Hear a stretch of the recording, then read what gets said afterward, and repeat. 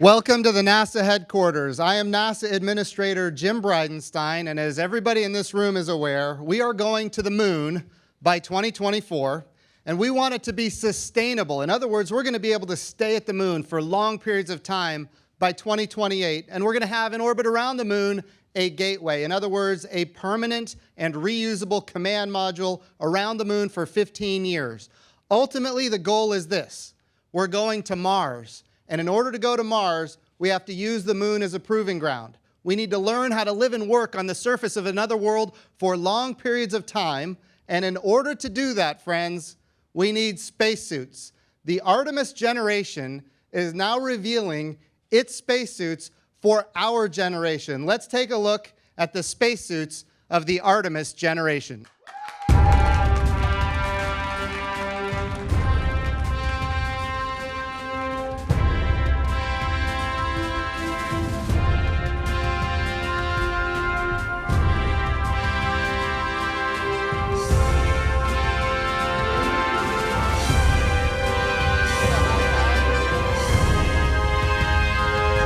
So to be clear, Christine is wearing a spacesuit that will fit all of our astronauts when we go to the moon. And it is also true that we have with Christine Amy Ross, who is a spacesuit engineer, and we have Dustin Gomert, who is wearing not a spacesuit that we're going to have on the surface of the moon, but on the way to the vicinity of the moon. So these are our spacesuits for the Artemis generation.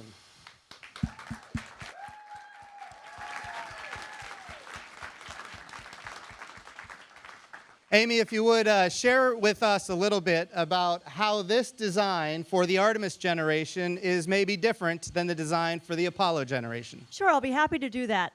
We've been working for a long time to build spacesuits that will do the job on the moon and going on to Mars. So basically, my job is to take a basketball, shape it like a human, keep them alive in a harsh environment, and give them the mobility to do their job. So one of the things we've looked at is trying to reduce the space here, make a smaller unit, display and control unit here, and get those shoulders to where she has a lot more mobility to move. So she's able to do a cross reach and get across the suit, as well as reach overhead, which they can't do today and couldn't do during the Apollo program. Then in addition to that, we also, because this is the first time we've gotten to build a suit specifically for a planetary surface, we have a lot more mobility in the lower torso. So we have a waist bearing, and we have 3 bearings on the legs, as well as a flexion extension joint here at the waist. And that gives Chris a lot of capability to move around and do whatever tasks we might need to do for science and maintenance on the planetary surface. So just so everybody knows, Christine's spacesuit is under pressure right now. And that usually makes it very difficult to mobilize. And yet, what is she doing? She's moving around. If we remember the Apollo generation, you remember Neil Armstrong and Buzz Aldrin, they bunny hopped on the surface of the moon. Well, now we're actually going to be able to walk on the surface of the moon, which is very different than our suits of the past. So if you would, Amy, tell us a little bit about the thermal environment on the moon and how this suit is going to be helpful in that environment. Yeah, we normally try to plan for a thermal environment that ranges from 250 degrees Fahrenheit to minus 250 degrees Fahrenheit, with some potentially colder spots in the south pole of the moon. And so we are looking at the materials and the thermal protection for this suit to keep our astronauts comfortable while they perform their job. So you're saying that Christine in this suit would be able to be at plus 250 degrees Fahrenheit or at minus 250 degrees Fahrenheit in the exact same suit? Yes, we can. And so for the moon, we're using materials that allow us to do that. And when we go to Mars, we're going to need a new insulation because that has an atmosphere in Mars, and our insulation depends on the vacuum of space right now. Awesome. And then when we talk about the South Pole, which of course is the goal, we want to get to the South Pole of the moon. It's really cold. Are we going to need to make modifications to this spacesuit for the South Pole missions? So one of the things we're looking at to go to the South Pole is if we need to design some specific thermal systems for the boots, some cover layers, and maybe some active heating to keep your toes warm. So the goal is to get to where all of the water ice is. We know that water ice represents life support. In other words, it's air to breathe. It's also water to drink. It's also rocket fuel, and it's on the South Pole of the moon. This is really amazing. I hope everybody understands the mobility of this suit is astonishing under that much pressure. So let's talk about the pressure. Another risk of being in deep space is the vacuum of space. So tell us, what kind of pressure is she under? Is it 100% oxygen, those kind of things? Certainly. So this suit is designed to operate at 8 pounds per square inch of pressure.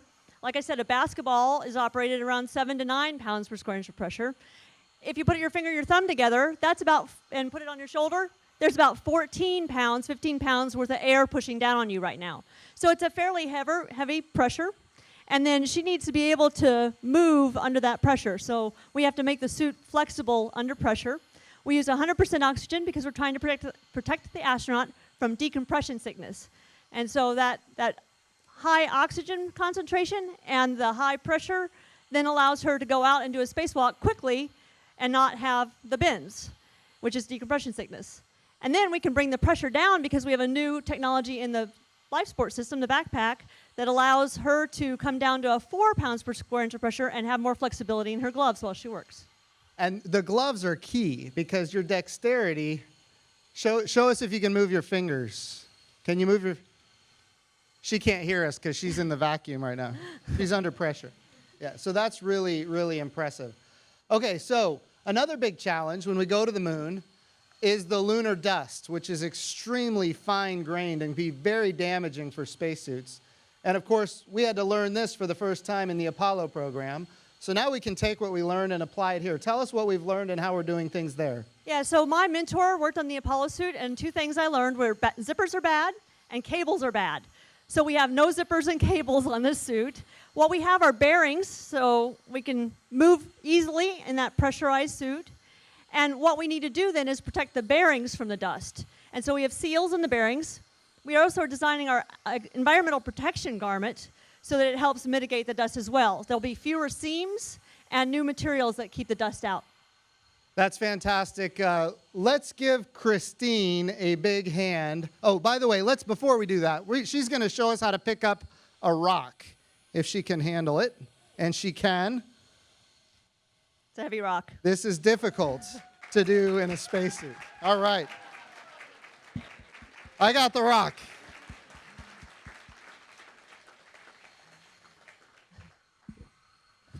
Thank you. Okay, so she's under pressure right now, and she could very well run out of air very shortly. So she's going to be exiting the stage, and we're going to bring up Dustin. Do you want me to take the rock? I'll also set it back down here. So Dustin is wearing a different type of spacesuit, and Amy, I guess Amy will come back a little later. But Dustin, tell us about the spacesuit you're wearing and how it's different than the spacesuit that we're going to wear on the surface of the moon. Yes, sir. Good to be here. This suit is the Orion Crew Survival Suit, and so while the mission of that suit is to what we do when we're there, this is the suit that gets us there and gets us home safely. And so this suit is fully integrated with the vehicle from the ground up. So when it's tailored to the human body, it's also tailored to the seat. So we have 100% fit in the vehicle and 100% integration with the Orion ecosystem. So when you say ECLIS for the audience. Oh, yes, apologize. We speak in lots of acronyms. So yes, the environmental control and life support systems. Yes, sir. Okay. Got it. Okay, so your suit is generally going to be depressurized, which gives you a lot of mobility, flexibility, and of course, when you're flying in deep space, you're going to be just fine without the pressure in the suit. Why would it need to be pressurized when you're in a pressurized capsule? In a pressurized capsule, we don't necessarily have to be pressurized in this suit. There may be some future cases of decompression sickness mitigation that we might want to use it for, but the primary use is in the case of an accidental depressurization. We can take safe haven in this suit. We'll seek refuge in here. We'll keep the body at 8 psi for a certain period of time, and then we'll drop down to about 4.3 psi, and we can remain there for up to 6 days. And so that's no small feat to be able to live in a volume that's only a couple inches bigger than your body for 6 whole days. So a lot of people, I think, it gets missed, and it gets missed by a lot of people at NASA, that spacesuits are more than suits. This is, in essence, when necessary, a spacecraft. And same as the space suit that we just saw for the XEMU, which is how we're going to walk on the surface of the moon, it is a personalized spacecraft for a person walking on the moon. In other words, So let's pretend you do have an unfortunate depressurization kind of situation. Maybe a meteorite impacted your vehicle, punched a hole in the capsule, you still got to get home. Now you've got a spacesuit that is providing all of your life support. That's the intent, right? That's correct, sir. So other than the life support, what parts of the mission will you be having? You'll be able to get out of this suit when you're in deep space. That's correct. As soon as we get to orbit, the crew will nominally take the suit off. We talked about the word doffing this morning, which is to remove the suit. We'll stow it for the most of the mission, and we won't put it back on until it's time to come home. Once we get home, though, it's not just the suit that provides us safety in deep space. If we had a contingency on landing, the suit is designed for all the aspects of the post-landing safety for the crew as well. So it has thermal protection? It does have thermal protection, not the same as what the XEMU has, though, in terms of the radiation environment of space. But internally and under this suit, we'll wear garments to manage our thermal environment with liquid cooling. Awesome. So I just want to say thank you to you, Dustin, another spacesuit engineer. Amy, who was just up here, spacesuit engineer. Christine, who was in the XEMU, which is the spacesuit that we're going to use to walk on the moon, also a spacesuit engineer.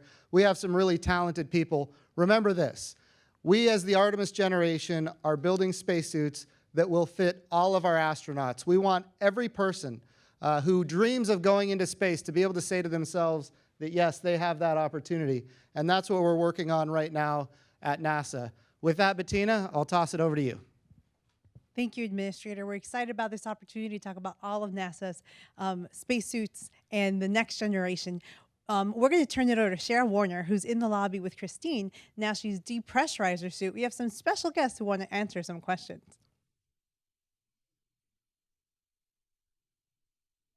Thank you, Bettina. Christine, that was an incredible demonstration of the Artemis generation spacesuit. How do you feel? I feel great. The suit's built for mobility, so it's easy to move in, so I can be able to walk around easily and be able to do dynamic motions. We have some local students here who would like to ask you a few questions. So, Kaim, do you have a question for Chris? Are you already working on Martian prototype spacesuits? And what would be the difference between the spacesuits that travel or explore on lunar environments whereas Martian environments?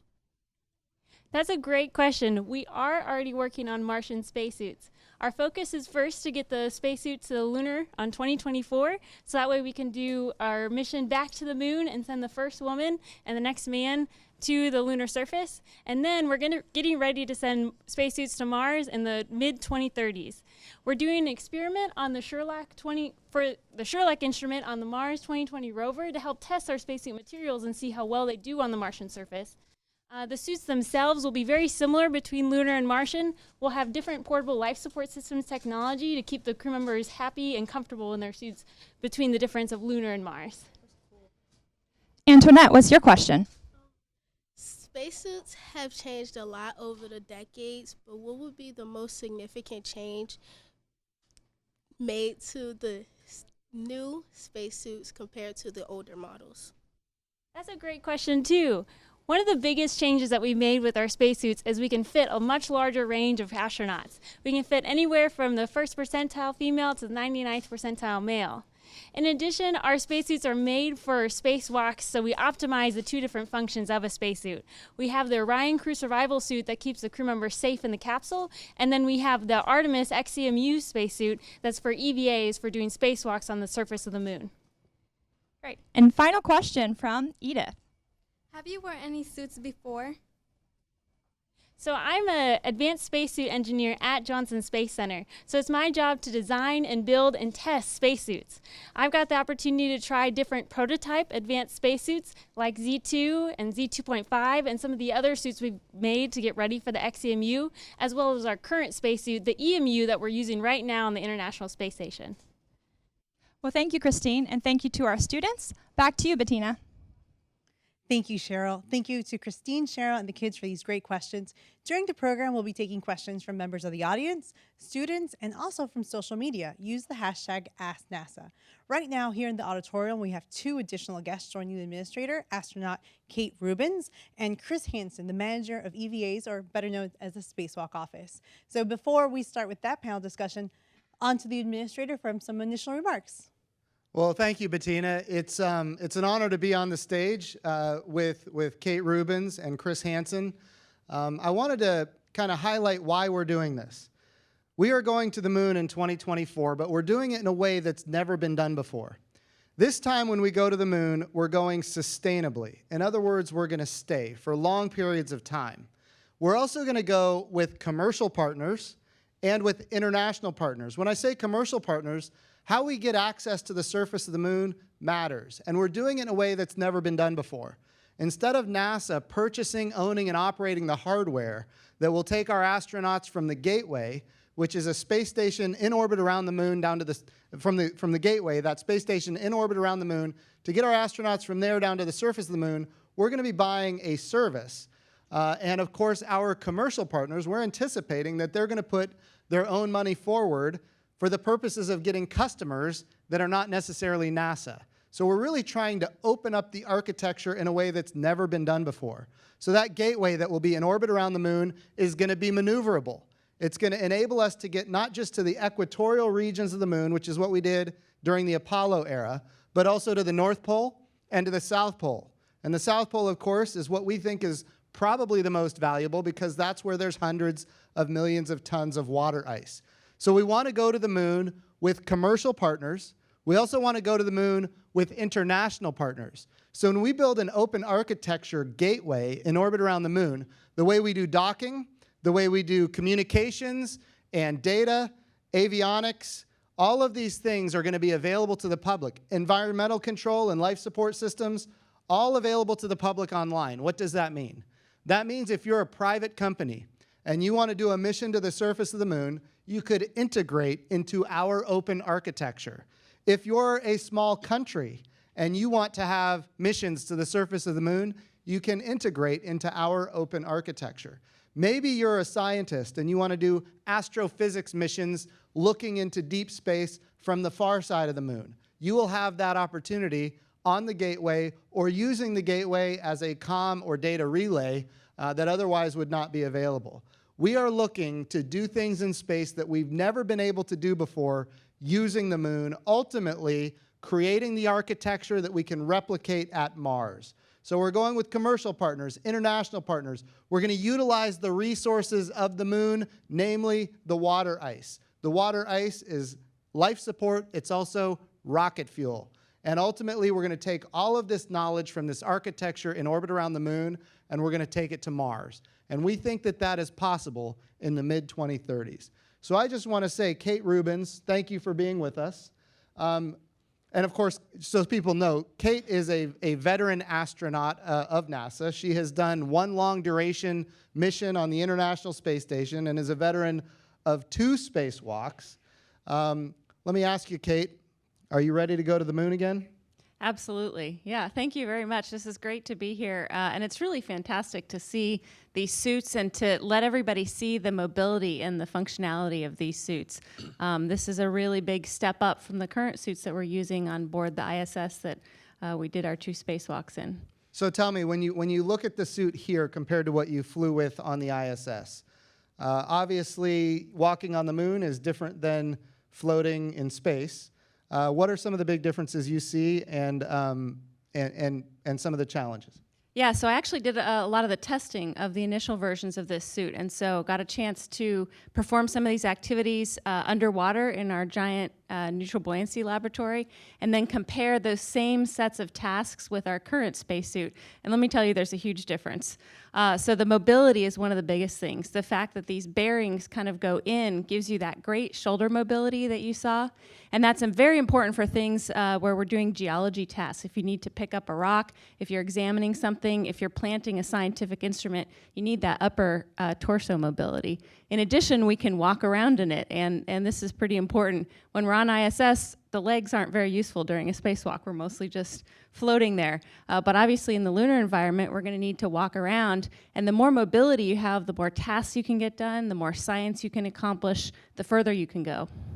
Absolutely. Chris, what are your thoughts? Comparatively, compared to other suits that you've been involved in the past, big differences and concerns that you may have going forward? So as we've mentioned before, the current EMU really has been a beautiful machine. It's served us well really through the shuttle program, through the station program. It's worked really well, but it was designed to work in microgravity. Works great for supporting the space station, but when we go to other destinations, down to the surface of the moon, in orbit around the moon, on the way to Mars, the surface of Mars, we need a different suit. As Kate said, the legs aren't super useful on board space station, so we need to find a way to get the crew to move around. In addition to that, technology has changed a lot since we started working on these. These new suits have a lot of new technologies embedded in them. They're significantly more reliable than the EMU that we use today. They've got redundant parts in it, redundant components. There's a good example. The CO2 scrubbing system that we use today has a limited amount of CO2 that it can scrub, and once we're done with that, we have to end the EVA. This new suit continuously scrubs CO2, so it will no longer be a resource limitation going forward. So there's a lot of technology that we've infused into this new suit that we're excited to take to new destinations. So when we think about beyond the XEMU suit, which we're going to use to walk on the moon, we have the suit that we're going to fly to get to the vicinity of the moon, and we need that to be ready, no kidding, maybe within even a year. Are we going to be ready within a year for that to do Artemis 1? For sure. That's, again, Dustin's job is to make sure that that suit that he showed you a little bit earlier is ready to go. For us, it's challenging for us too. The moon in 2024 means we have to deliver those suits about a year earlier to get them to the surface of the moon. The advantage, though, is we've been working this technology of this new suit for really about the last decade. And 2 years ago, we made a decision to test this new suit on board the International Space Station. So about 2 years ago, we started building this suit that we're going to fly to the moon. So it was perfect timing when we set the goal of getting to the moon in 2024, that we're ready, and these suits were designed to go to the surface of the moon. So we've got a couple-year head start for that, so we will definitely be ready really by 23 to deliver the suits for a mission in 24. Awesome. Well, Bettina, I'll toss it over to you for Q&A from the audience or anybody online who might have a question. Thank you, Administrator. I know we have some students who are really eager to ask some questions. Do we have Vanessa? So my question is, like, why now? Why are we, like, now building these suits? Like, why is there a sudden push? Like, I know you said that, like, you're relying on lots of new technology, so why didn't we wait till later when we have more technology? Or why not before if, like, there's really a need to do it now? So I think I'll take a stab at that. Just so you know, there have been efforts in the past to go to the moon. In the early 90s, I should say the mid-90s, we had what was called the Space Exploration Initiative. It was a return to the moon and then on to Mars. And then in the 2000s, we had the Vision for Space Exploration, which was a return to the moon and then on to Mars. In each of those cases, we were in a position where the ambition was not matched with budgets. We're in a different position today than we were then. And we have seen significant increases in our budget with bipartisan support in the House and the Senate and strong budget requests from the administration all at the same time. So I think we're in a good position now to actually accomplish the objectives that in fact been on NASA's radar for a long time.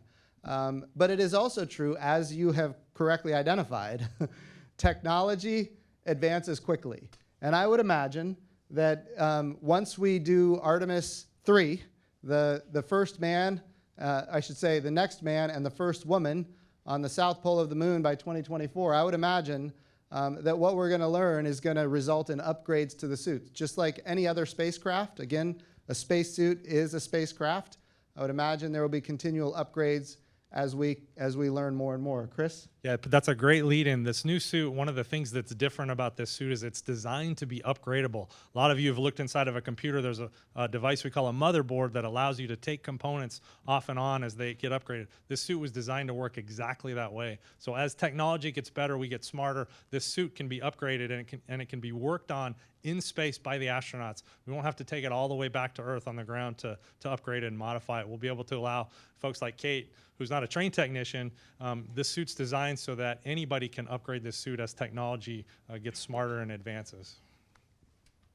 So it's modular. Exactly, it is modular. Great. We're going to take another student question. Victor?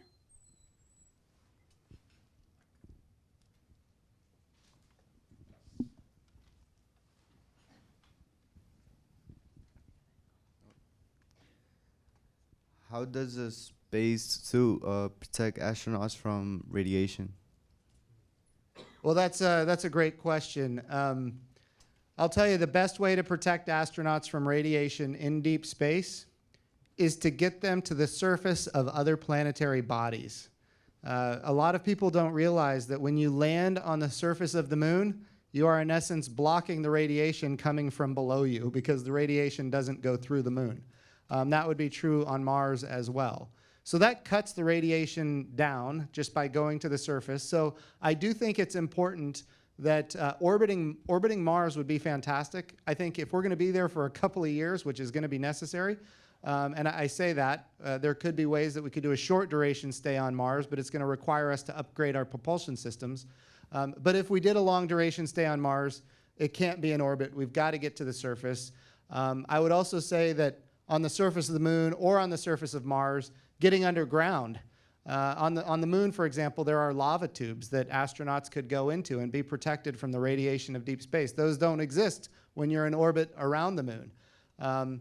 But the suit itself, Chris, I'll let you talk about the radiation capabilities. Yeah, you hit it exactly right. It's very difficult to make a spacesuit that protects you from the kind of radiation that is damaging long term. So really, as Jim said, the idea is to get out of that environment as quickly as you can into a safer place. The suit itself, the electronics in the suit have to be designed to deal with that radiation environment. We can do that. It's a little harder with the people. So like you said, the key is to get out of that environment as quickly as you can. So as you're probably aware, the Lunar Reconnaissance Orbiter has been mapping the moon and doing a very good job for long periods of time. We need to take what we learn there, figure out where there are opportunities to get under the surface, and then that will enable us to stay for longer periods of time. And of course, that's true on Mars as well. Great. We're going to take a question from social media. I have Sean Walker from Facebook who used the hashtag AskNASA. How much air is in the suit and how long can EVA last? I think, Kate, what is your experience with how long an EVA can last? Yeah, so there's a couple different things that currently limit our EVA capability on board ISS. One of them is the amount of air in the oxygen tanks, and we can have about 7 hours of air depending on how much the person's consuming. A big limiting consumable is actually our ability to scrub CO2, as Chris said. And so that's one of the very exciting things about the new technologies of this suit. We're using a lot of new technologies in this suit. And so some of these things like the variable pressure that Amy was talking about, that can help extend the duration of the EVA and help us get to work right away so we don't have to spend a lot of time pre-breathing and using up our consumables. Things like increased CO2 scrubbing capability, those are all things that are currently limitations to the capability of a spacewalk. We imagine that spacewalks are probably not going to last much more than 8 hours. It's like running a marathon or a weightlifting session at the gym, and you don't want to do that for too much more than 8 hours. So that's our plan for lunar surface. But one of the things, because this suit has so much flexibility and capability, you can do an EVA and then you can get back in the suit and do another EVA the next day, and you're not going to be real beat up about it. Chris? Yeah, so just to add, so the new suit has air tanks in it that will hopefully allow us to get up to 8 hours, like Kate said, and then we have an extra hour in there of contingency in case something happens and they're not by the lander and they need to get back to the lander. We've got about an extra hour of air in the suit. We'd like, as suit engineers, we'd like to make sure the limitation is the human inside, and the suit can do whatever the human is capable of, because that will ultimately always be our limitation. So if you were to stay on the moon, Chris, for say 3 days, would you be able to regenerate your suit for you do say a 4-hour mission one day, then go back into the HAB module, and then do another spacewalk the next day, and then back into the HAB module, and then another space? How long can you do that? Exactly, we can do that. The suit can do that for as long as you can bring consumables. We can recharge the air, we can recharge the batteries. Again, the limitation's probably the crew. How hard are they working, and can they come back day to day and continue to do EVAs? The suit can do it for as long really as the consumables that we bring with us allow. Okay, so we got to bring consumables. We got to bring air and power. Yeah, correct. Good. And water. Excellent. So there's a lot of capability here that would enable us to stay on the moon for long periods of time. Yeah. So thanks so much for information about EVA. And for those that don't know, EVA is spacewalks. So we'll be talking a lot about those in the next few days. And we have another question from a student, Edith. Do you have Edith?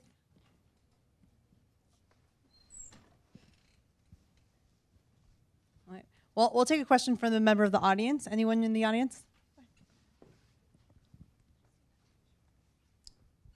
Hi, thank you. I am an educator, and my students who love space and NASA and have no idea about all of the jobs that are available, what advice would you give to them to make all of their NASA and space dreams come true? All of the jobs available at NASA. So, great question. What is it? USAjobs.gov? Is that where you go to get the jobs information? USA Jobs. That's how I got my job. There you go. There you go. Astronaut. USAjobs.gov. So I think there were some qualifications she might have had that were important. But to the point, absolutely. NASA has job openings even right now, and of course we would encourage people to apply. But it's also true that when we look at the future of space exploration, it's not just NASA. We are going to partner with commercial industry because we want them to have customers that are not NASA. We want to be, especially in low Earth orbit, we want to be one customer of many customers in a very robust commercial marketplace for human activity in low Earth orbit. So what we're looking to do, and we're using the International Space Station for this right now, we're looking at 2 lines of effort that could have significant breakthroughs for the commercialization of low Earth orbit. One is industrialized biomedicine. We can compound pharmaceuticals in a microgravity environment in a way that you cannot do on Earth. We are proving that we can print in 3 dimensions human organs that you cannot do on Earth. If you do it on Earth using adult stem cells, if you do it on Earth, the tissue just goes flat because of the gravity well. And of course, in order to combat that, you have to build a lattice structure for the tissue to grow around. But if you do it in a microgravity environment, you can actually do it in a way that doesn't require that lattice structure, which is tremendously positive. These are just a few of the amazing breakthroughs. I really think we are 3 to 7 years away from at least one major breakthrough that will result in the industrialization of low Earth orbit, in a way where private capital will flow into habitation in low Earth orbit. In other words, commercial space stations. And what NASA has already done is we've invested in commercial resupply of the International Space Station, so those commercial habitats will have resupply capabilities. We have invested now in commercial crew, and in the first part of next year, we're going to once again launch American astronauts on American rockets from American soil for the first time since the retirement of the space shuttles in 2011. That's going to be a really positive development for our country, but it's going to be commercial. In other words, NASA doesn't purchase, own, and operate the hardware. We buy the service from commercial industry. And of course, we want to see a lot of robust commercial habitats in low Earth orbit as well. Ultimately, what that enables us to do is then take the resources that the taxpayers give us and go to the moon and onto Mars, always keeping an eye on commercialization even there. The goal here is to expand humanity further into space than ever before. And commercialization is a key component. I talked a lot about industrialized biomedicine. There's also a lot of advanced materials that are being developed. Z-bland. We talk about fiber optics that can be created in a very pristine way in a microgravity environment that you cannot do on Earth. And of course, that means that the fiber optics manufacturing, the business case could close to do manufacturing of fiber optics in space. We're looking at creating materials for, say, a retina. We can do retinal implants using materials that you can create in space that you cannot create in the gravity well of Earth. And what that means is that, look, if a retinal implant, if you've got a $75,000 reimbursement from Medicare for a retinal implant, the business case closes. And if you can take up a small box to the International Space Station with able to manufacture 1,000 retinal implants, there's a business case to be had there. And so people who have macular degeneration might not have to lose their eyesight. So we are using the space station for advanced materials and industrialized biomedicine, believing, and I really believe this, that we are 3 to 7 years away from a significant breakthrough that is going to result in capitalization and resources flowing into the space commerce industry. And when that happens, NASA will be able to do more, explore deeper. We will always be a customer in low Earth orbit. But what we want to see is a day where there's maybe 1,000 people like Kate Rubins that can fly into space, and even more. That's what we're looking to achieve, and commercialization is the way to do that. And NASA is helping build that. So I guess my point is to your students, usajobs.gov, but don't dismiss all of the great private sector development that's underway right now, because there's going to be a lot more opportunity for the future. Can I get a quick plug in? So I have 3 children myself, so your question's really important to me. The one thing I want to do is promote STEM, science, technology, engineering, math. Not every job at NASA is STEM, but a lot of our jobs are. And the one message I want to give you, for those of you that saw Christine up here in the suit, she had a huge smile on her face. We don't sit around doing math problems. We do really fun things. We build fun tools and we go to fun places. Ask Kate. So I tell your kids, it's not too hard to do it. Any of you can do it if you're willing to work hard. So work hard, get in the STEM fields, and come join us in exploration. Great information. Thank you so much. We're going to take a question from social media, and then we're going to go to Annika, one of our students, talking about STEM, to ask a little bit more about that. From Twitter, I know we talked about this a little bit more, but it's important to highlight. Jakira from Twitter says, with mobility being improved, do astronauts still have to bunny hop to move around the moon? Yeah, so that's one of the advantages of the suit. We probably will see some kind of hopping motion because of the lower gravity environment on the lunar surface. And we actually try some of this out underwater in the pool, and I actually was part of a mission that NASA did that did a little bit of lunar gravity testing on the seafloor.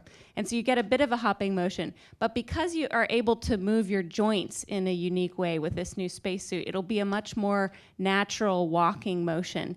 The other thing is that it gives you flexibility to do things like reach all the way down to the ground. And you can imagine, you saw Chris doing some squats up here, and she was smiling the whole time. She was enjoying it. You're going to have to do a lot of that kind of motion on the lunar surface. And if that's incredibly difficult, you can imagine that would wear you out after 6 or 7 hours. And so the suit is built with the human in mind so that we can do all of these tasks and then wake up the next morning on the moon and do them all over again. Fantastic. So do we have our students? I know there was one more question from our students. Great. How does the portable life support system filter out CO2 when the astronaut exhales? Oh, so let me take that one. So if we talk about the EMU, it uses a chemical called MEDOX that as they breathe through that, it actually takes that CO2 and chemically it keeps hold of it so it doesn't get out. So we actually take it out of the airstream. The problem is once that gets full, it won't take anymore, and the CO2 will pass on into the astronaut, into the rest of the suit, so that's not a good thing. So the new suit actually does something different. We actually have 2 different beds. One of them sucks up the CO2, and while it's busy doing that, the other one actually gets exposed to vacuum and heat, and we actually burn off CO2. And when it's done, it just switches over to the other one, and we just keep going back and forth, burning off the carbon dioxide into the vacuum of space. So we can keep doing that for as long as the suit is running. Thank you. We're going to take a question from the audience. Oh. Sure. Yeah, my question was actually about Mars, but let me bring it down to Moon 2024. How would it be broadcasting from the moon? Would it be like high definition, like we watch sports around the world, or would it still be fuzzy like before? Oh, it'll be high definition. It'll be beautiful. It'll be the most beautiful imagery of the moon you've ever seen. And I can't wait until we have that happen. So the reality is, if you look at what you guys have been doing on the International Space Station, the imagery that we get back from the International Space Station is absolutely phenomenal. It's gorgeous. It's crystal clear. And I think we can take that technology all the way to the moon and have it be very successful. And as we talk, so we use the International Space Station to test those things. So we've recently flown high-definition cameras to the space station that actually attach to the spacesuits. They're up there right now. The crew's a little busy this month, so we're not sure we're going to get them installed for the next few EVAs. But sometime in the next few months, you'll see some really high-definition images coming down from our spacewalkers as they do the spacewalks. Fantastic. We're going to take another question for the audience over there. On this side?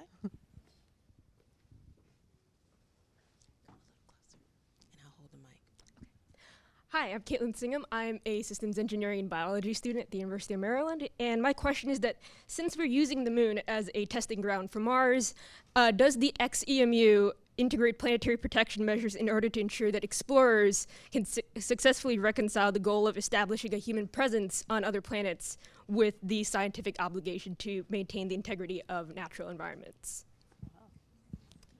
That's a hard question. I like planetary protection. I'm a microbiologist by training, so I'll take this one.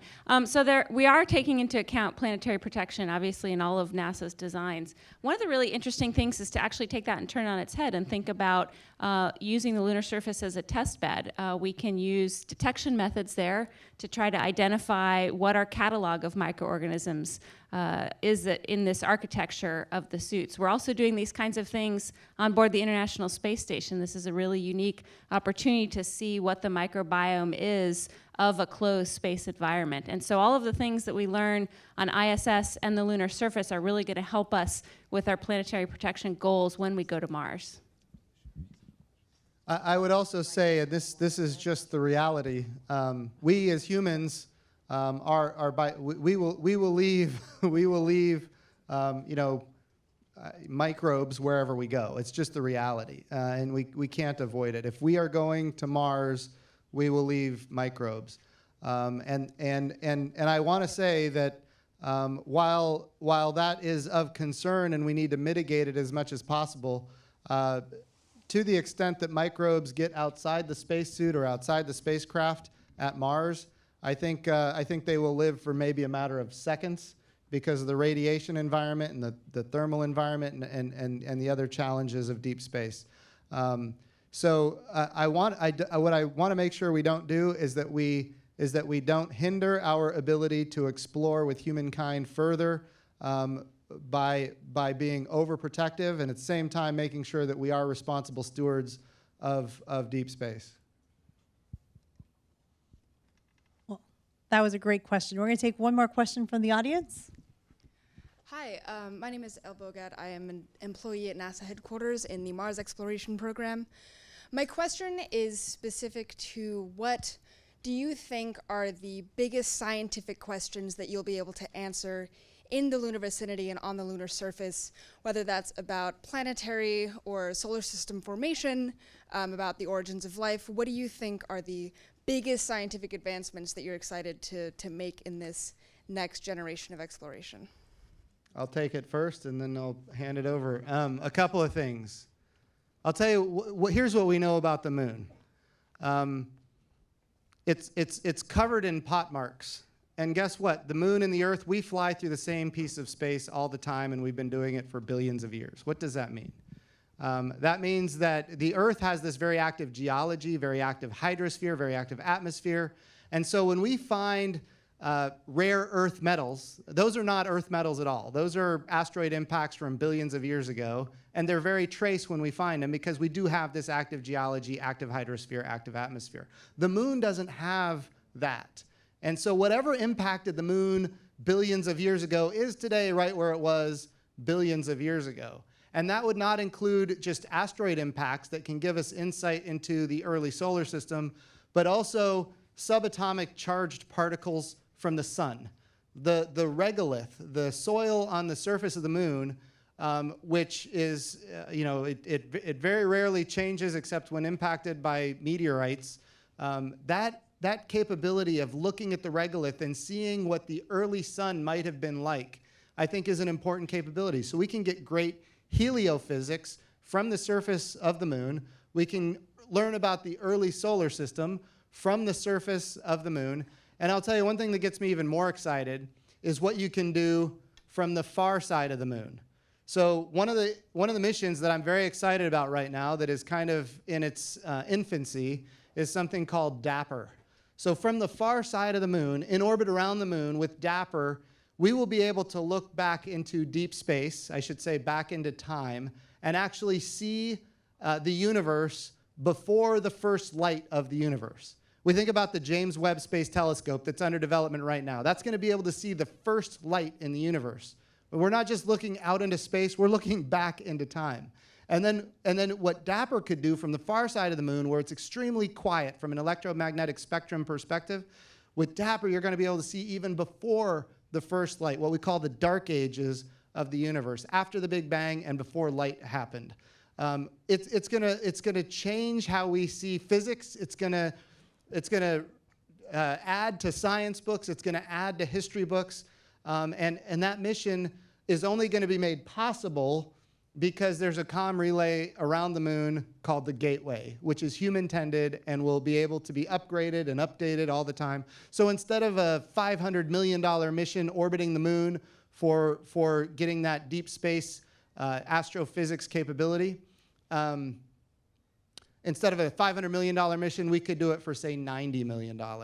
So in other words, we will be able to do more astrophysics than we've ever been able to do before using the far side of the moon, and not just with an orbiter that can see deep space from the far side of the moon in orbit, but also very low frequency antenna that we can place on the far side of the moon.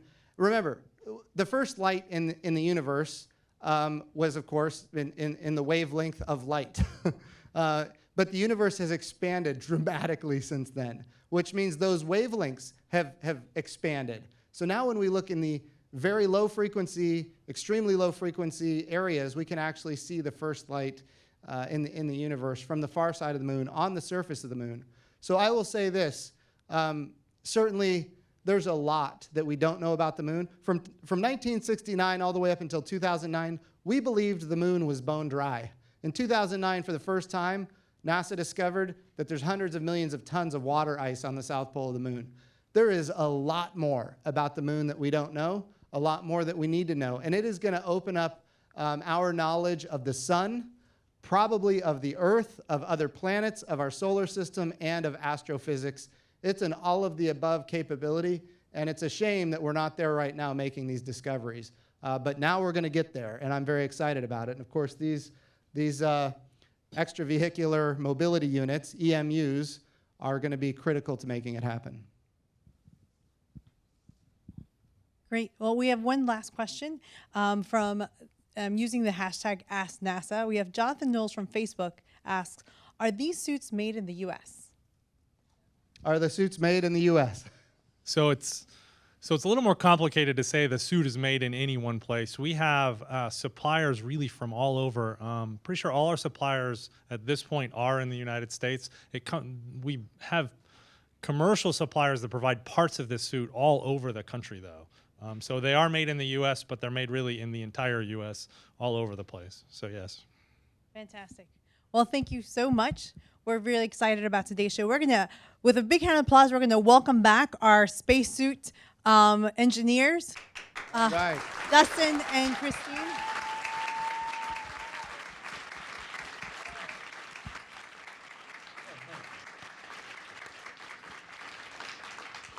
Thank you so much. We're going to turn it over to the administrator. We have a very busy time here at NASA. We have spacewalks, we have going to the moon, we have lots of incredible activities, and we're going to have him wrap it up. Awesome. Thank you, Bettina. I want to thank all of our engineers and our astronaut here. This is an exciting time for us. This is our generation. We think back in history. We love Apollo. We love the Apollo generation.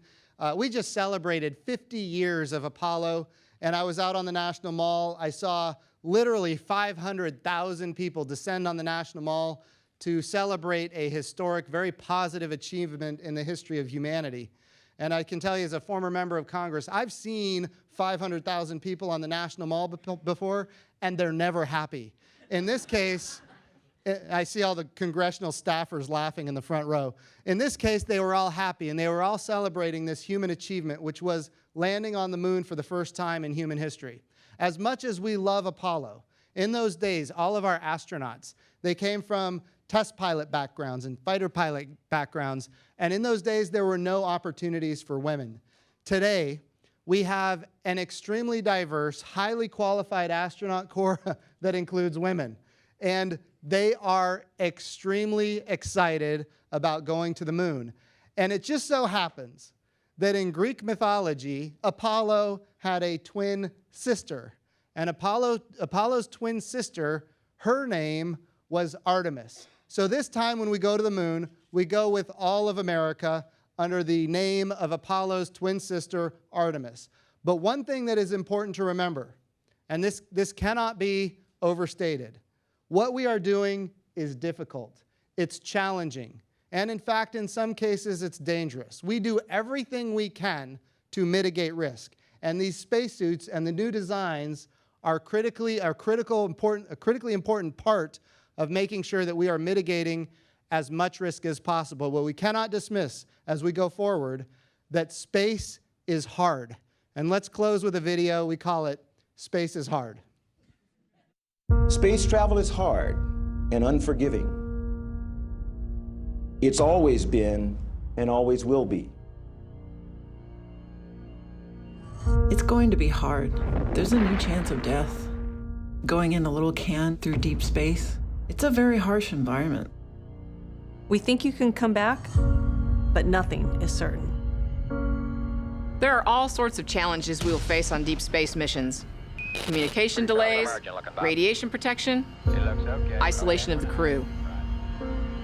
So it is not surprising that some would have us stay where we are. There's never going to be zero risk. When you're breaking the bonds of gravity, that's just part of the deal. And it is one of the great adventures of all time. Okay, all flight controllers, go for landing. Retro, go. Fido, go. Guide, go. That challenge is one that we're willing to accept. Surgeon, go. Man in his quest for knowledge cannot be deterred.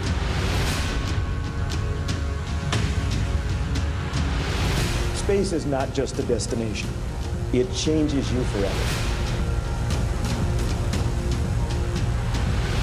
It'll be tough, really tough, but we have the right people for the job. We have pressed the qualities for success into system after system. This country of the United States was not built by those who waited and rested. Pushed our people past every failure we can dream up. We have never been more ready to meet the unknown.